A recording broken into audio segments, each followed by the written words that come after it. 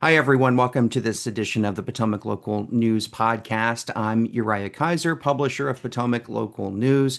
Christopher Miller, he is the president of the Piedmont Environmental Council, joins us today to talk about their new effort to bring awareness to data centers, which are quickly dotting the landscape, I should say. Maybe it's a landslide, but the landscape across Northern Virginia, now encroaching into the Piedmont region, down toward Lake Anna and further on throughout the state. Christopher, thanks for coming on the podcast today. Thank you for the opportunity. Really appreciate it. I want to talk about your new initiative, but first I want to get your reaction to this reporting from the Prince William Times.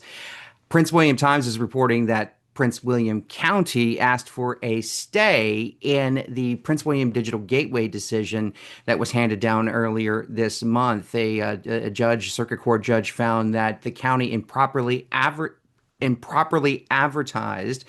its public meeting when they went to approve the rezoning for the digital gateway process back in 2022. That was an hours long overnight meeting. I was one of the reporters that was covering it. And of course, that was a year before they actually approved the project next to, which would, if built, will be built next to the Manassas National Battlefield. And at the time, it was one of the, it would have been the world's largest data center complex. But our 27 friends of square Texas have feet. taken that crown away from Northern Virginia. Is this what do you make of this? I mean, some people are saying, the county, the judge found the county messed up. And so now the county is going to say, hey, wait a minute, please stay your decision. And many people are asking, who is the county working for? Is it representing the citizens, or are they in bed with the developers? So Virginia's in a crisis. We call it a crisis by contract. And the crisis is that local governments are making land use decisions about data centers. In the case of Digital Gateway, it's 27 million square feet of data center, which is huge, biggest in the world. I think you described it correctly. With an energy load of between 3 and 6 gigawatts, which is the equivalent of 3 nuclear power plants that don't exist. Right. So that's the contract that they would have with Dominion for 6 gigawatts of power, 3 nuclear power plants that don't exist. And there's no checks and balances on that. So for the court to rule that you didn't even follow the minimal requirements for public notice and follow Supreme Court precedent, say, therefore your decision is void, and then have the county come back and say, oops, well, it's just a minor mistake. Don't worry. Please leave everything the way it stands. I think is extraordinary. The county failed its most basic requirement, which is to give transparency to the public. It's clearly written in statute. It's clearly in the county's own ordinance. They didn't follow the rules. The judge said there's no facts to contradict. The facts say the county did not follow its rules. The decision is that void. It is gone. There is no stay because the decision was never valid to start with. And you Well, can appeal that, but you can't reverse the judge's decision on the fact. Well, the Prince William Times is reporting that the supervisors have taken action on this to I guess petition the court, to move the court to issue this stay. It's important to note the Board of Supervisors has not met. Their next meeting Right? is in September, so more questions are piling up as to when supervisors are having these meetings to make these decisions and why they're not being made in public, why they're being made outside of the normal meeting times, and of course we are in that summer period where a lot of these boards take summer recess. Right. But despite that fact, Not to take decisions are clearly continuing to be made So, about these data centers. so the need for Virginians for a smarter digital future has never been greater. We have local governments, state government in general, in a state that has no limits on political contribution, making decisions about the future of our state, of our localities, that are obviously influenced by the level of investment, both in the data centers and in the political system, by the data center industry, and by the energy utilities themselves. I mean, let's be honest. Dominion Power is the largest political contributor in Virginia. They have a lot to gain from unlimited demand from data centers, and they contribute heavily to both parties. At the local level, the amount of money that is flowing into races for supervisors speaks for itself. All completely legal. It is legal to make large contributions, even if you have matters in front of the local board of supervisors. But the amount of money that's being invested is amazing, and ought to get more coverage. I appreciate what you're doing. It needs to have more visibility. And you What kind of Virginians outlined were the challenge because you're saying that, should this digital gateway be built, and this is again, this is just one data center project well, it's in the Prince biggest in William the world. County, Let's right? let's it's the biggest in the world. It's Yeah, I huge. mean, but it is, Right but next to Manassas battlefield. It's the archetype of what's going on. We mhm. are sacrificing our most precious natural resources, places of historic value, the biggest recreational facility in Northern Virginia, for an industry that isn't even paying its own way. Why would we do that? And so we're seeing these data centers pop up in Prince William. Obviously, it began in Loudoun, which was, still to this day has more data centers than any other place on the planet in Loudoun County. But other None jurisdictions of are. which, none of which were approved knowing where the power was going to come from. And So, so other so jurisdictions are getting in on this game, and just in print. So and the reason why I point out that the digital gateway at 27 million square feet is just one data center, just in Prince William County alone, which has 88 million plus data center square feet of data center space, whether that's already up and running, whether that's in the planning phases or under construction. This is really just exploding across the region. And so your project here, you're talking about four key principles: transparency, state oversight, protection of families and businesses, and incentives for efficiency. And so when you talk about, the power needed for these projects that doesn't exist yet. You said two nuclear power plants that do not exist to power just that project. Talk about incentives for efficiency. Are we going about this the right way? Are we taking a holistic look at the needs to power these data centers before we build them and approve them? no, absolutely not. That's what we're not doing. And that's how we've gotten into this crisis. And the crisis has three elements. One is it has put the whole grid at risk. The whole mid-Atlantic grid is experiencing extreme pressure precisely because of data center load. Like there's no other reason for it. Yes, it's been hot. Yes, air conditioners are being used, but the reason the grid is stressed is because the increase in load from data centers, many of which were approved without considering their impacts on the grid. The second part of the crisis is we have a decision-making process where the locality has every incentive to say yes. They collect property taxes on the buildings, and they also collect property tax on the computer equipment for the 5 years before it's depreciated to zero. And so they stand to make a lot of revenue. Loudoun County's made a lot. Prince William hopes to. Some of it's not come through as planned, and so that's an interesting question. Like, how much can you count on actually going forward? The third crisis is we haven't even thought about how adding 40 gigawatts of power, that's the current level of contracts that Dominion presented to the State Corporation Commission. 40 gigawatts is the equivalent of 20 or more new nuclear power plants in Virginia. Right now we have two. So just think about the scale of that. It is a huge amount of power. And they don't have there's no plan. There's no agreed to plan. This is how it's going to be built out. You add to that the environmental consequences for doing that. Where's the water going to come from? What's the noise level? What's the air pollution? We haven't done any of the long-term analysis of aggregated impacts. So if you go back to those four principles, transparency, we don't even know what's planned. That's a problem. We don't know the impacts. That's a problem. And we don't know the solutions. That's a problem. The second is, let's do this fairly. Well, no, is regulatory oversight. We don't have the rules in place to do this right. We need to fix that. That's a legislative problem that is in the future. They've decided to wait till this election, and we'll see how we do next winter.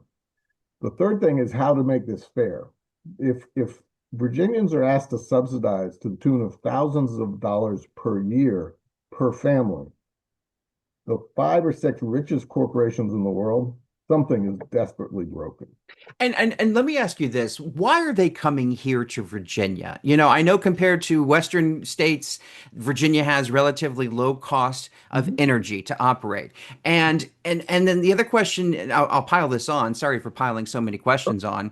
Oh, it's great. Why are they coming to such a populated area? Why don't they build out in the desert to where fewer people live if they're going to consume so many resources to include power and water? And how much of this do you think they're building here in these populated areas because there is existing infrastructure that they could easily tap into at a lower cost should they had to go out and build elsewhere, maybe, in a less populated area? I I think what's happened has happened so fast that actually no one knows the answers to the questions you just asked. The reason they were here before, we can explain. The main inventors of the internet were governmentally funded contractors working with DARPA to figure out a new way of communication. And that goes back to, 70s, 80s, 90s, right? Some of the first fiber optic cables that, join different parts of the United States together meet in Ashburn. That's another reason. We have relatively low incident of earthquakes and other natural disasters. That's another reason. In the 90s and 2000s, when the recruitment effort started to bring, Silicon Valley to Virginia, we had relatively low energy costs and we had capacity, right?